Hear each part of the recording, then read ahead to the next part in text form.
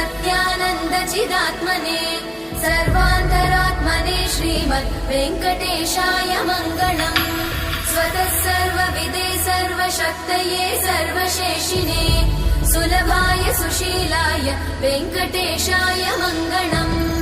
परस्मै ब्रह्मणे पूर्णकामाय परमात्मने प्रयुञ्जे परतत्त्वाय वेङ्कटेशाय मङ्गलम्।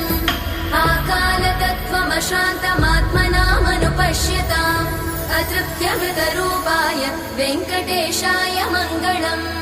प्रायस्वचरणौ पुंसां शरण्यत्वेन पाणिना कृपया दिशते श्रीमद् वेङ्कटेशाय मङ्गलम्।